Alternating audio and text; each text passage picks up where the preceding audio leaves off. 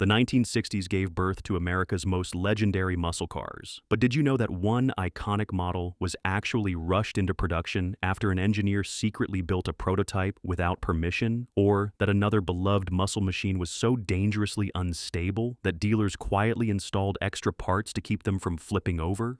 Let's dive into the magnificent triumphs and spectacular failures that defined an era. Worst number 7, 1964 Ford Thunderbolt. The 1964 Ford Thunderbolt might seem like an odd choice for a worst list, but this freakishly powerful Fairlane mutation represents everything wrong with first-generation muscle cars. Ford essentially created a street illegal monster that nobody could actually use. What made the Thunderbolt so problematic was its single-minded focus on drag racing at the expense of everything else. Ford yanked out all heaters, radios, sun visors, armrests, and sound deadening. They replaced the front seats with flimsy shells from Econoline vans and swapped steel body panels for fiberglass. The Thunderbolt even featured bizarre high-mounted headlights to make room for a massive cold air intake where the inner lights should have been.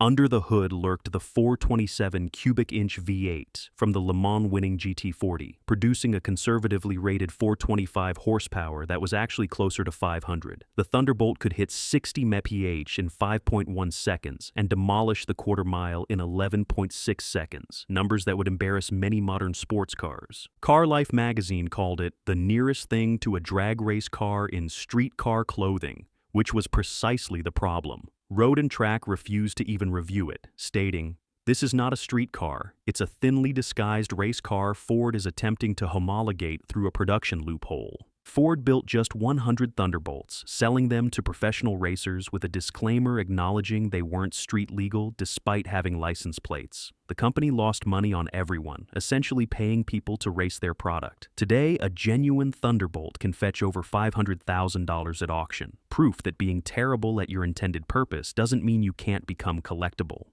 Worst number 6, 1969 Dodge Charger 500. The 1969 Dodge Charger 500 stands as the clearest example of what happens when marketing hype meets engineering reality. This cosmetically modified Charger was supposed to dominate NASCAR but failed so spectacularly that Dodge had to rush out the outrageous Daytona midseason just to stay competitive. Dodge engineers knew the standard Charger's performance was being hampered by its recessed grille and tunneled rear window, which created massive aerodynamic drag at high speeds. Their solution was to flush mount the grille and install a flat rear window from a Coronet, creating what they claimed was a 200+ mph supercar. After spending millions on development and a special production run of 500 cars to meet NASCAR homologation rules, Dodge discovered a horrifying truth. The modifications barely helped at all. The Charger 500 was still slower than the Ford Torino Talladega and Mercury Cyclone Spoiler 2 on superspeedways. Racing legend Richard Petty was so unimpressed, he jumped ship to Ford. Car and Driver tested the road version and found it was no faster than a standard Charger RT, stating, "The 500 package is largely cosmetic, a marketing exercise that does little to justify its premium price." Dodge's desperate attempt to catch up led them to create the wingtail Daytona just months later, making the 500 instantly obsolete. The Charger 500's failure shows how superficial changes can't overcome fundamental design flaws. Buyers paid extra for essentially nothing but bragging rights to a car that couldn't deliver on its promises. While the Daytona is now celebrated for its outlandish appearance, the 500 remains forgotten, a footnote in muscle car history that proved bad ideas wrapped in good marketing are still bad ideas.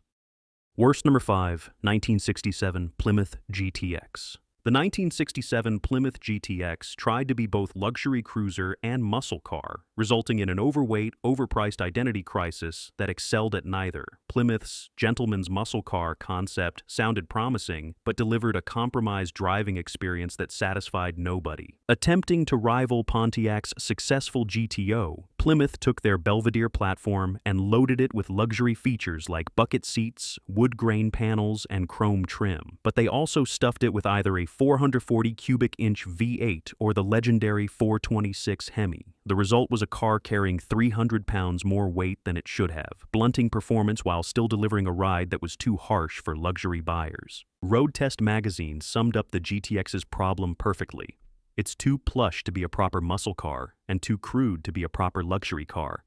With a starting price $400 higher than the GTO, the GTX's market position made little sense. The final insult came when Plymouth introduced the stripped-down Roadrunner a year later, essentially the same car with less weight, fewer features, and a lower price that outsold the GTX by more than 3-1. The GTX's split personality was evident in its bizarre performance numbers. While it could sprint to 60 mph in just 6.5 seconds with the Hemi engine, its luxury weight made handling ponderous, with CarLife noting it, "corners like a waterbed." The car's identity crisis extended to its styling, where aggressive hood scoops and racing stripes clashed with formal rooflines and luxury trim. By 1971, the GTX was reduced to an option package on the Roadrunner, a humiliating demotion that proved the market had rejected Plymouth's confused vision. Today, while Hemi GTX models command high prices due to their rarity, they're valued more for their engines than for the merits of the car itself. Worst number 4, 1969 Pontiac Grand Prix SJ. The 1969 Pontiac Grand Prix SJ fails as a muscle car precisely because it tried too hard to look like one while delivering a driving experience best described as nautical.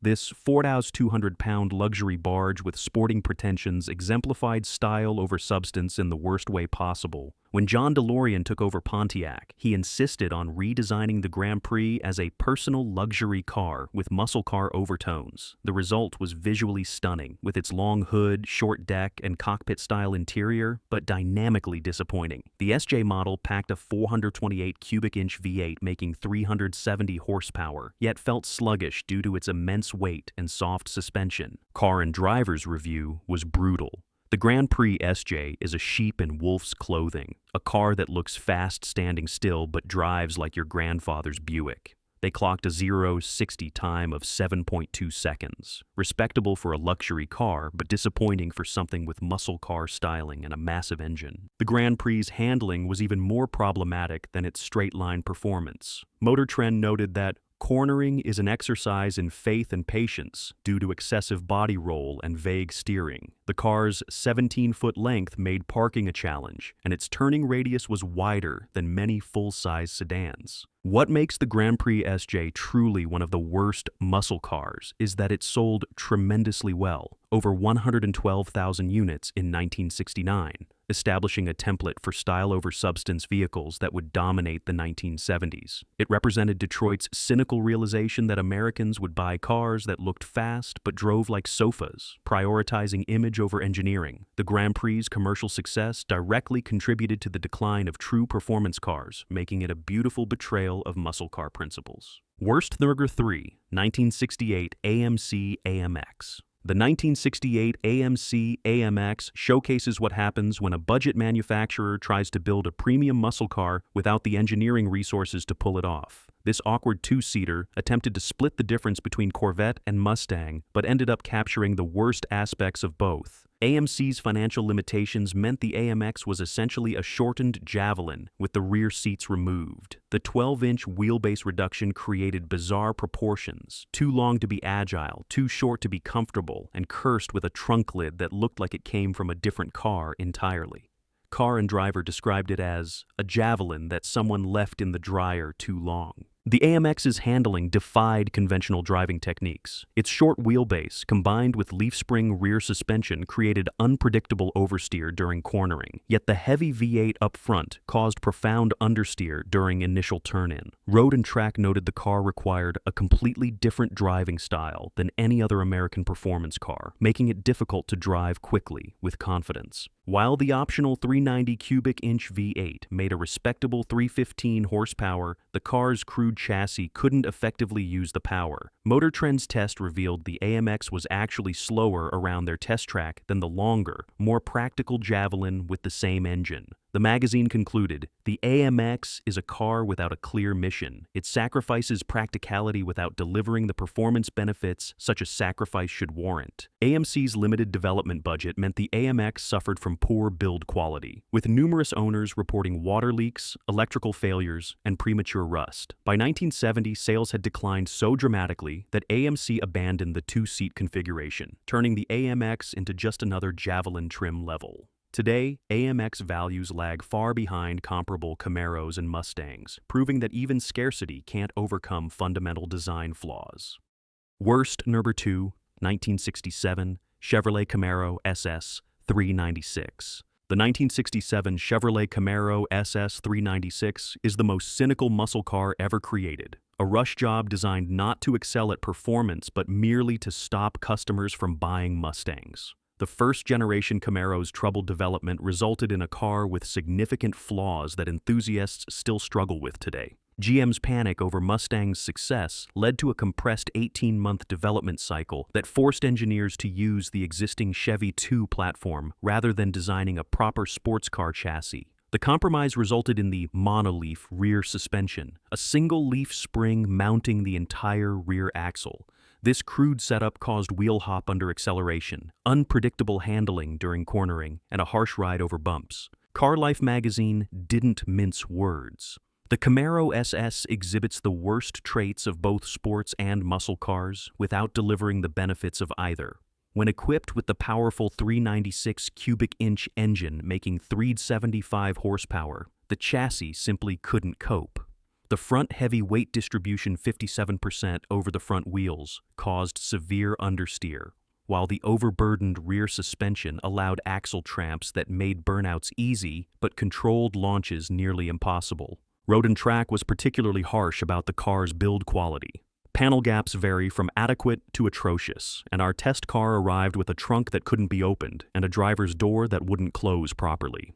These quality issues weren't isolated incidents, but reflected GM's rush to market. Perhaps most damning was that, despite the compromised chassis, the Camaro wasn't even significantly lighter than the larger Chevelle.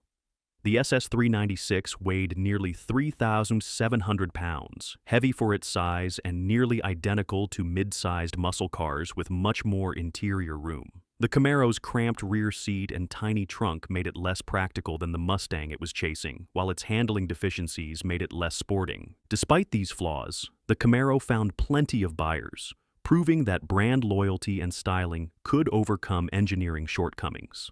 Today, first-generation Camaros command high prices despite their inherent flaws, a testament to the power of nostalgia over objective quality. Worst number 1, 1964 Pontiac GTO. The 1964 Pontiac GTO tops our worst list, not because it was a terrible car, but because its success created a template for muscle cars that prioritize straight-line speed over every other aspect of performance, a legacy that would eventually kill the entire category. What made the original GTO so problematic was that it wasn't actually designed to be a performance car at all. It was a marketing package dreamed up by John DeLorean and Jim Wangers to circumvent GM's ban on racing. By making the 389 cubic inch V8 optional on the intermediate Tempest, they created a loophole that allowed them to advertise performance without building a purpose-designed sports car. The GTO's underpinnings were wholly inadequate for the power it produced. The chassis was designed for a family car with a small 6-cylinder engine, not a 348 horsepower V8.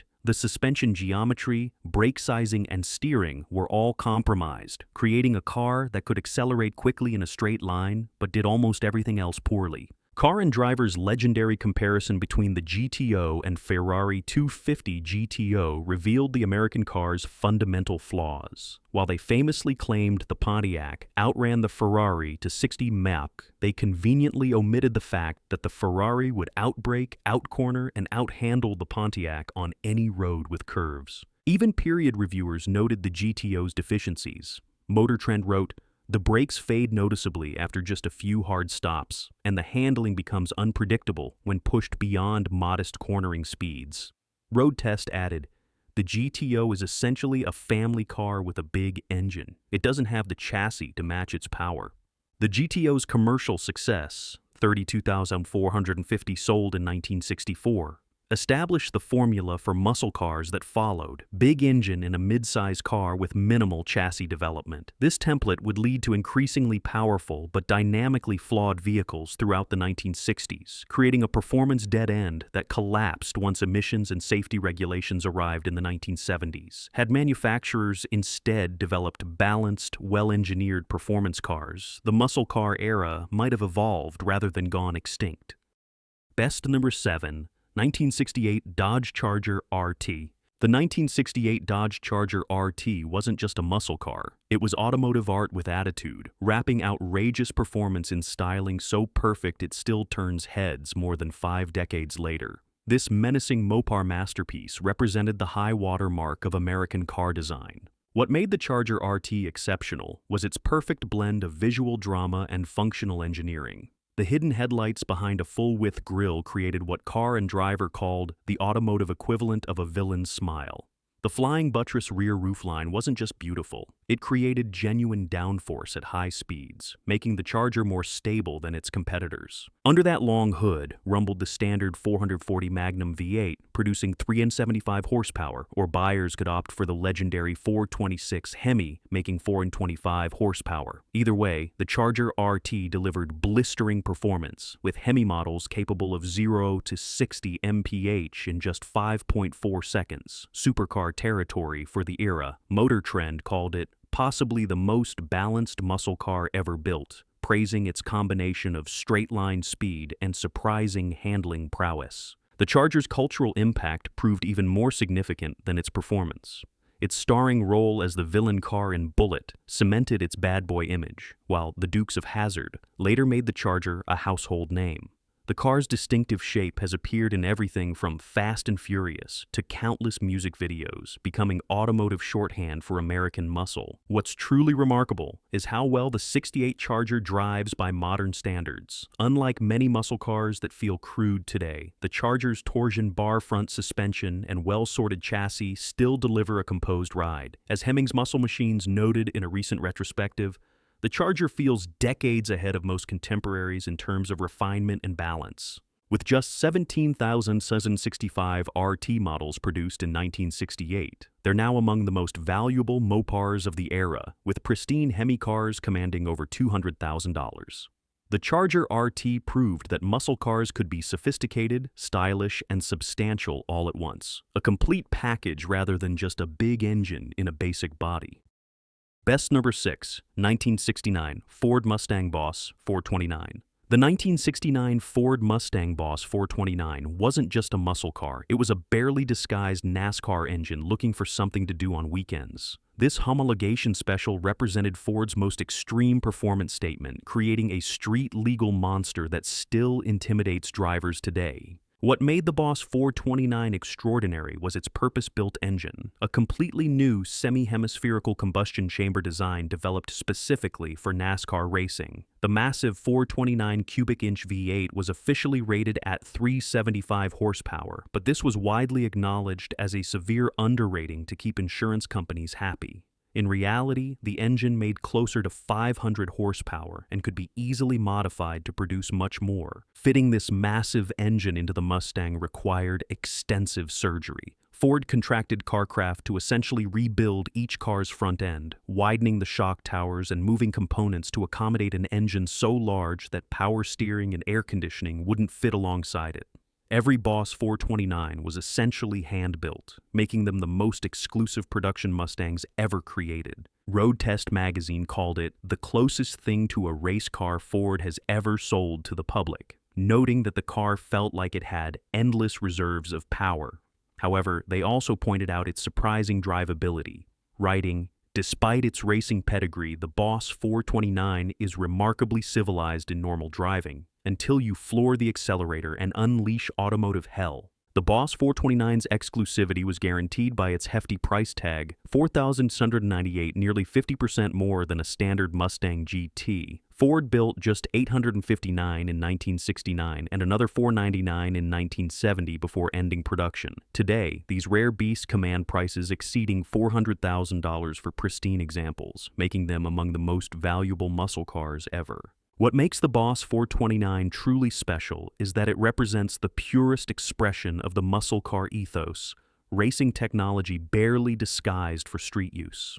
Unlike many of its contemporaries that were marketing exercises first and performance cars second, the Boss 429 was engineered from the ground up with a single-minded focus on performance that makes it a standout even in the golden age of American muscle. Best number 5, 1970 Buick GSX Stage 1. The 1970 Buick GSX Stage 1 was the muscle car nobody saw coming. a luxury brand's shocking transformation into a stoplight assassin that could embarrass Chevelles and Roadrunners while coddling occupants in near Cadillac comfort. This unexpected combination made it perhaps the most well-rounded muscle car ever built. What made the GSX Stage 1 exceptional was its 455 cubic inch V8 with Stage 1 performance upgrades, officially rated at 360 horsepower, but dynometer tested by magazines at closer to 425.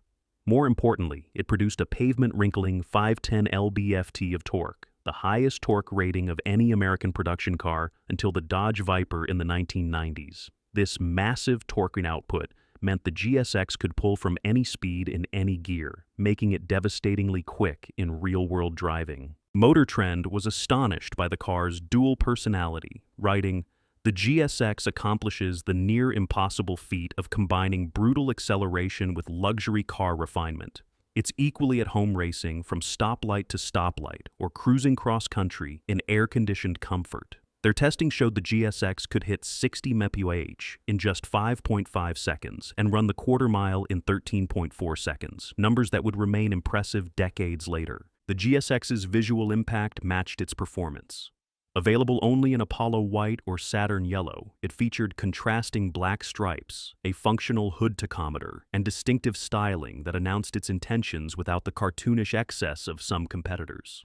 Car and driver called it the gentleman's hot rod, visually dramatic but with a restrained elegance missing from lesser muscle cars. Buick built just 678 GSX models in 1970, with only 400 equipped with the Stage 1 package, making it one of the rarest muscle cars from the era. This exclusivity, combined with its unexpected performance credentials, has made the GSX Stage 1 one of the most valuable muscle cars today, with prices exceeding $200,000 for pristine examples. What truly sets the GSX apart from other muscle cars is how thoroughly engineered it was. Unlike many competitors that simply stuffed big engines into existing cars, Buick comprehensively upgraded the suspension, brakes, and drivetrain to create a balanced package that delivered both comfort and performance without compromising either. Best Number 4, 1968 Plymouth Roadrunner. The 1968 Plymouth Roadrunner proved that greatness comes from purity of purpose. This stripped-down speed machine single-handedly redirected the muscle car market away from feature bloat and back to affordable performance, creating perhaps the most honest vehicle to emerge from Detroit in the 1960s. What made the Roadrunner revolutionary was its minimalist approach. Plymouth paid Warner Brothers $50,000 to use the cartoon character's name and likeness, then spent nothing on unnecessary features. The base Roadrunner came with a rubber floor mat instead of carpet, bench seats instead of buckets, and manual everything. What it did have was the 383 cubic inch V8, producing 335 horsepower, heavy-duty suspension, and reinforced frame. All the stuff that made it go fast and survive the experience. Car Life magazine praised this back-to-basics approach. The Roadrunner represents the return of the true muscle car, all performance without the frills that have been driving prices out of reach of young buyers. With a starting price of just $2,870, it was the performance bargain of the decade, nearly $1,000 cheaper than a comparably equipped GTO.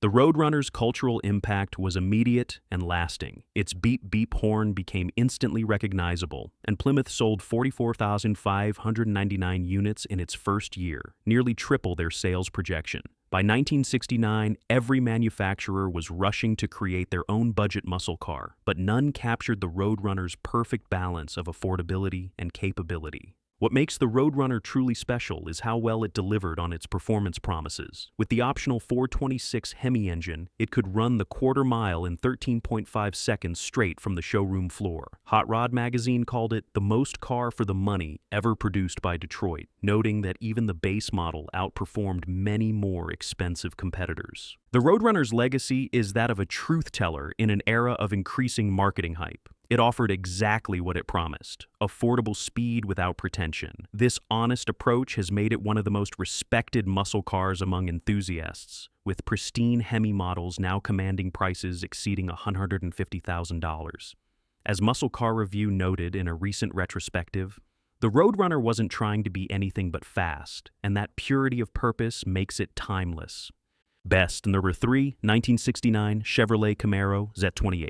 The 1969 Chevrolet Camaro Z28 wasn't just a muscle car, it was a street-legal race car that dominated the SCCA Trans Am series while delivering a driving experience so transcendent it's still the benchmark Camaro 5 decades later. This was the rare muscle car that could turn corners as well as it could burn rubber. What made the Z28 extraordinary was its purpose-built 302 cubic inch V8. An engine created specifically to meet Trans Am Racing's 5.0-liter displacement limit.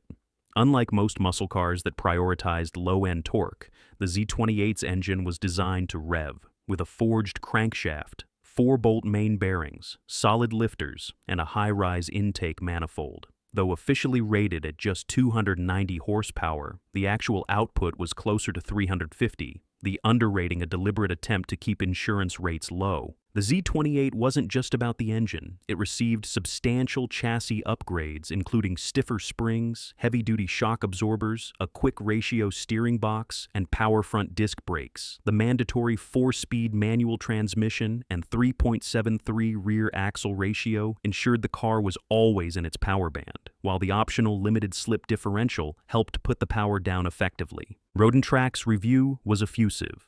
The Z28 is that rarest of Detroit products, a true dual-purpose car equally at home on street or track.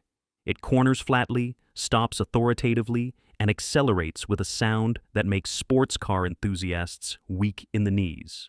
Their testing showed the Z28 could run the quarter mile in 14.8 seconds and pull 0.90 degrees on the skid pad, numbers that would remain impressive for decades. The Z28's competition success validated its engineering excellence. With Mark Donohue behind the wheel, the Z28 dominated the 1969 Trans Am season, winning 6 of 12 races and securing the championship for Chevrolet. This racing pedigree made it the most respected American performance car among serious drivers. What makes the '69 Z28 truly special is its perfect balance.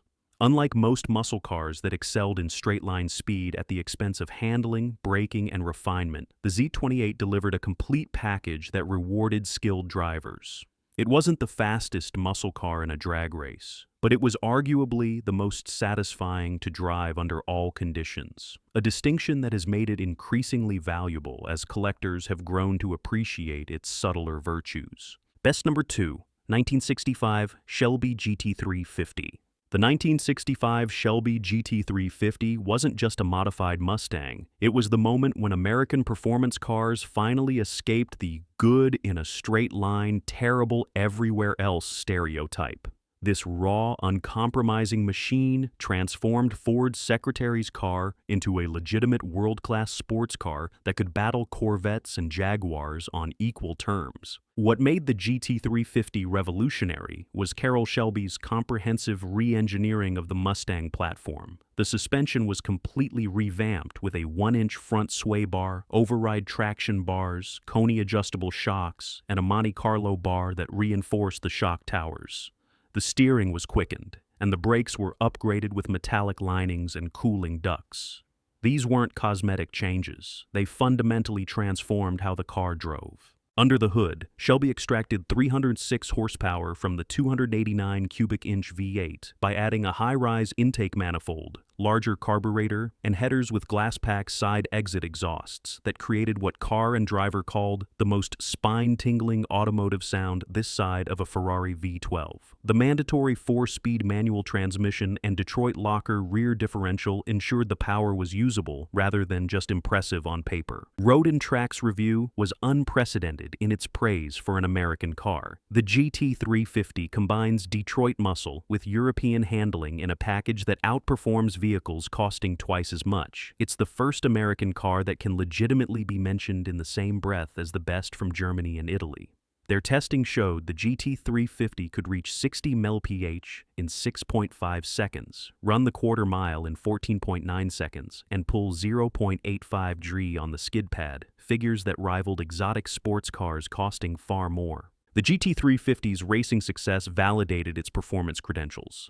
The car dominated SCCA B production racing, winning the national championship 3 years in a row from 1965 to 1967. This on-track prowess gave the GT350 an authenticity missing from many muscle cars that talked tough but never competed seriously. What makes the 1965 GT350 truly special is its uncompromising nature. Shelby built these cars without concern for comfort, convenience, or mass-market appeal. The result was a raw, demanding, but ultimately rewarding machine that delivered a driving experience unlike anything else from Detroit. With just 562 examples built in 1965, genuine GT350s are now among the most valuable muscle cars, with prices exceeding $500,000 for pristine examples. Bessemer 1, 1967, Shelby GT500. The 1967 Shelby GT500 stands as the ultimate expression of the muscle car ethos, a vehicle that perfectly balanced raw power with genuine sophistication to create perhaps the most desirable American performance car ever built. This wasn't just a great muscle car, it was a great car, period. What made the GT500 extraordinary was its perfect evolution of the Shelby formula. While the GT350 was raw and race-focused, the GT500 added a layer of refinement without diluting the performance. The heart of the beast was the 428 Police Interceptor V8, officially rated at 355 horsepower, but actually producing closer to 410. Car Life magazine called it the Velvet Hammer, an engine that delivered sledgehammer acceleration with unprecedented smoothness. The GT500 styling perfectly captured its dual nature. The fiberglass hood with functional scoops, sequential taillights, and European-influenced interior with a wood-rimmed steering wheel and toggle switches created what Road and Track called the first American car with both visual sophistication and brutal performance. The magazine further noted, "The GT500 doesn't look like it's trying to compensate for anything. It exudes confidence rather than aggression." Beyond straight-line speed, the GT500 offered genuinely capable handling. The heavy-duty suspension, power disc brakes, and quick-ratio steering created a car that car and driver described as remarkably balanced for something with such a large engine. It changes direction willingly and maintains its composure even when pushed hard. Their testing showed the GT500 could hit 60 miles in 6.2 seconds, run the quarter mile in 14.2 seconds, and achieve a top speed of 127 miles, figures that rivaled many exotic sports cars of the era. The GT500's cultural impact has been immense and enduring. Its starring role in Gone in 60 Seconds cemented its status as the ultimate dream car for generations of enthusiasts. Original examples have become among the most valuable American cars ever, with prices regularly exceeding $1 million for authentic examples. What truly sets the 1967 GT500 apart is how it transcended the limitations of muscle cars to create something timeless. While most 1960s performance cars feel crude and one-dimensional today, the GT500 still delivers a driving experience that feels special and complete. It wasn't just the fastest or the most powerful, it was the most fully realized expression of what an American performance car could be. So which of these muscle legends would you park in your dream garage? Are you Team Shelby's refined racers, or do you prefer Mopar's outrageous attitude? Let us know in the comments. And here's a controversial question. Were muscle cars actually terrible performance vehicles that only excelled at straight-line speed? Or were they legitimate sports cars that could compete with the best from Europe? The debate continues to rage half a century later.